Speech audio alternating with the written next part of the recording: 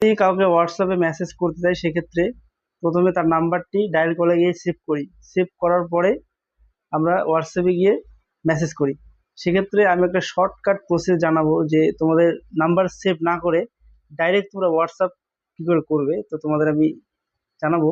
তো অবশ্যই আমার স্ক্রিনে ভিডিওটা তোমরা দেখবে। তোমরা হোয়াটসঅ্যাপে চলে আসবো।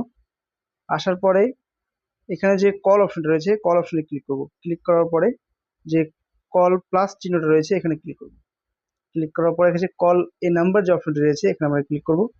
ক্লিক করার পরে এখানে যে নাম্বারটা আমরা এখানে বসিয়ে দেবো, যে নাম্বারটা আমরা মেসেজ করব। নাম্বারটি বসিয়ে নিয়েছি। বসিয়ে নেওয়ার পরে এখানে যে মেসেজ চিহ্নটি রয়েছে এখানে ক্লিক করব। ক্লিক করার পরে ডাইরেক্ট আমাদের সেই হোয়াটসঅ্যাপ মেসেজে তার প্রোফাইলে নিয়ে আসবে। তো এইভাবেই তোমরা কিন্তু মোবাইল নাম্বার সেভ না করেও অল্প সময়ের মধ্যে কিন্তু তোমরা কাউকে মেসেজ করতে পারবে। তো অবশ্যই এরকম আরও ইনফরমেটিভ ভিডিও পেতে আমার সঙ্গে যুক্ত থাকুন। Thank you.